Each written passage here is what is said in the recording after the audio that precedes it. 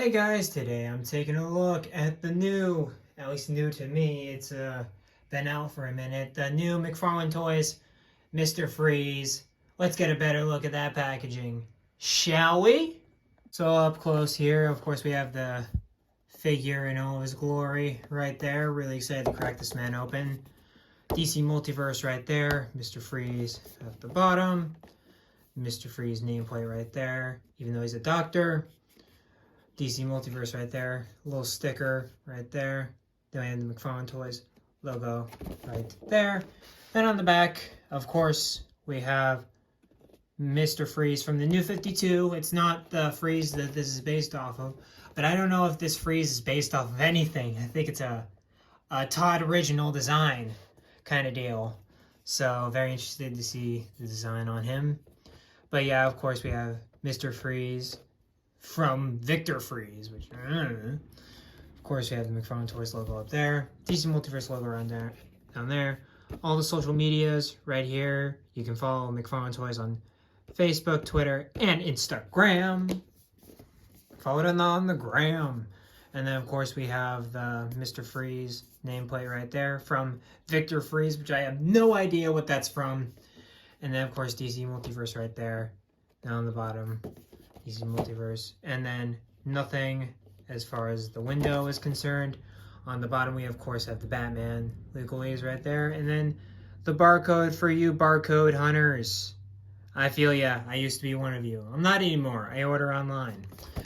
But yeah, guys, let's get Mr. Freeze here out of the packaging. It would bring me to tears if I still had tears to shed on how amazing this figure's sculpt is. But before we're going to take a look at that, of course, we're going to take a look at the other accessories that come with the figure. You know what it's about to come. You know, it's the hockey puck. You know, you got the DC logo right there, one peg right there. And we're back to the 3 circles. The 3 circles. We're back to the 3 circles. Where's the 4? I don't know. It's thinner. And then, of course, we have the card here of the New 52 Mr. Freeze, which a lot of people don't like because, you know, of the kind of retconning of his origin where he was just obsessed with somebody who wasn't even his wife. She was just cryogenically frozen for some weird reason. She was like from the 50s, and the New 52 takes place in modern day. Yeah. And he's like an actual sociopath. He's not a redeemable character at all. But let's get look at the back here. Of course, the corporation funding Victor's work. Shut down experiments, caused a horrible accident. I mean, they got it right, but they leave out all the depth of his character that he was trying to find, you know. As in the legendary Batman Animated Series episode, Heart of Ice, where Victor was doing some cryogenics work for Ferris Boyle. He tried finding a cure for his dying wife, Nora, and then, you know, Ferris Boyle didn't like that too much, and chemicals exploded, and he became Mr. Freeze, where he can't go outside of a sub-zero environment. He likes freezing things, and if you really like Michael Ansara's Mr. Freeze, is very verbose and drags out his monologues and does these amazing monologues. Michael Ansara's Mr. Freeze in Batman the Animated Series and Batman Beyond in one episode. So good. It's my de facto Mr. Freeze, but with this figure is great. I overall really dig the figure. Of course, you could do a number of things with the paint, with the lack of paint, you know. That's always a red herring. And then you also, I'm just going to take a look at this while I can. He does come with a freeze ray, but there's crystals shooting out of it, so it's fine. I don't know why. I don't know how they were able to get out of this. I've seen several customizers like heat up this part out and take it out. I kind of want to see if I can do that, but At the same time, I don't want to break my I don't want to break my freeze ray right here. So there's that. But I'll try that after I review the video. I'll give you guys an update later on in the next video if that succeeded or not. But overall, I really like the freeze ray. It's very nice. It looks very much like a freeze ray you'd see in a comic with the cryogenic kind of liquid right there peeking out. Then it looks like it was constructed in a lab where he couldn't get better parts and stuff like that. So very cool freeze ray right there. And he has one other feature, you kind of saw me do it out earlier accidentally, is that the dome does pop off so that you can move around the head. And the head is supremely detailed. The head looks fantastic. I really like what they did with the head. And I'm a huge fan with Mr. Freeze of the red goggles. There's something about him having red eyes. It's so menacing. But at the same time, like, he's so practical. And I love the Mr. Freeze that just can't feel emotion. But you can tell there's pain in there, but he just can't feel it. He's just numb to everything. And that's one of my favorite interpretations of Mr. Freeze. I'm sorry, I'm a messed up guy. But Freeze is always meant to be a tragic character in my eyes, and you can definitely get it off with this head right here. You can do several mannerisms where it can indicate different things. And that's everything for Mr. Freeze. At least with emoting the head. But yeah, overall, it's a very white figure. I'm not exactly thrilled with the paint job on here. I'd much prefer, and it's showing better on camera than it is in real life, because in real life it's much more of an off-white than it is like a normal. It's much more of like an egg white compared to like it on camera. It looks very much like a just a white. It looks like a normal white, but in real life it's very much an off-white. It's not exactly white. And again, the camera makes the shoulder pads look better too, and this section here make it more of a polar blue, and I love that. I love the look that the camera gives this figure, but at the same time it doesn't apply to real life, which that kind of sucks, but it is what it is. I mean, you still got the tubes right there. I think this is the same tank from the Bane figure, which, I mean, to each their own. I'm not gonna point that out being like, oh, they're using the same tank. It's literally a tank. It doesn't matter. But I love the red right there. Yeah, of course you got these different kind of, I guess this would be considered like leg armor, I guess. I mean, he is in a refrigerated suit.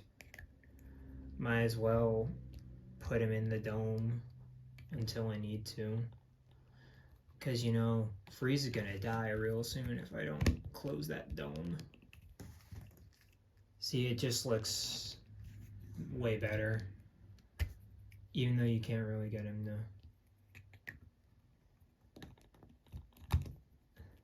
stand very well. And also my light that I use to brighten up things for the camera is glaring off the bubble, so you can't really get a lot of that. You can't really get a look at Freeze well while having the dome on, which that kind of sucks. But yeah, he has one trigger holding hand, obviously, for the freeze ray. And then he has an open hand for those, again, those monologues from Batman the Animated Series if you really wanted to. Or, which I think is the reason they actually put an open hand with this figure, is so he can actually two-hand the ray.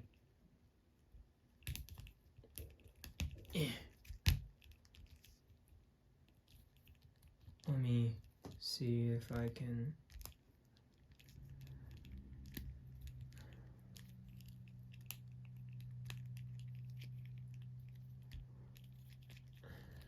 Okay. Well, I got this arm down.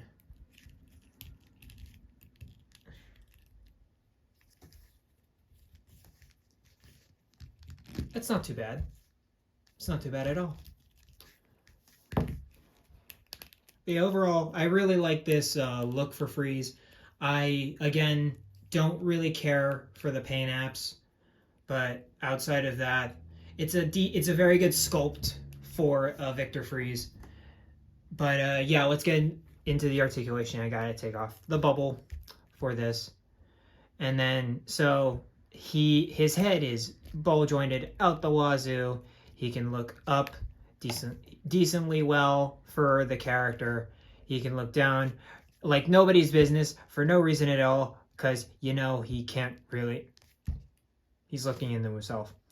And then, of course, his head can pivot and it can turn left and right like so. And again, personally, I think the head sculpt is the best part about this figure because it just emotes so much. Mr. Freeze's face is ironically one of the more expressive faces in Batman's Rogues Gallery. You gotta love living in the sticks. Anyway, I don't know if y'all heard that, but if you did, you gotta love living in the sticks. But up next, we have the ball jointed shoulders right there with the little armpit joint disc in there, the shoulder disc in there, which again goes up like that. And don't worry, the shoulder plate's attached to the bicep, so you don't have to deal with restriction of movement. It can also move all the way around. Has a bicep swivel, which is, I believe, its own piece.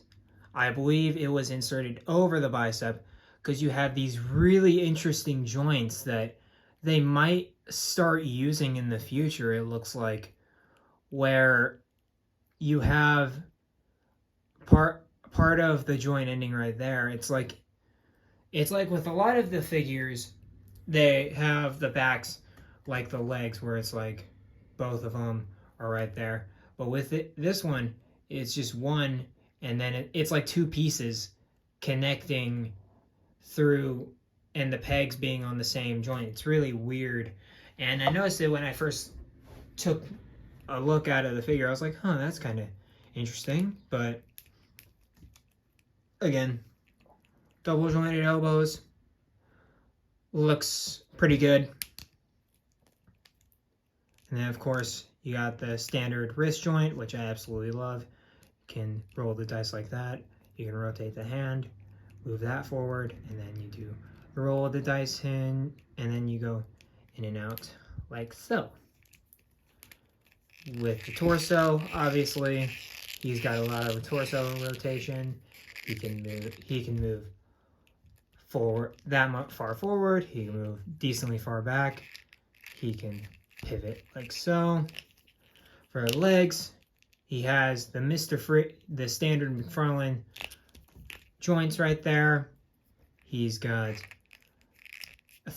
he's actually got a thigh pivot that I'd call a thigh pivot. Looking at you, Dark Knight Wave.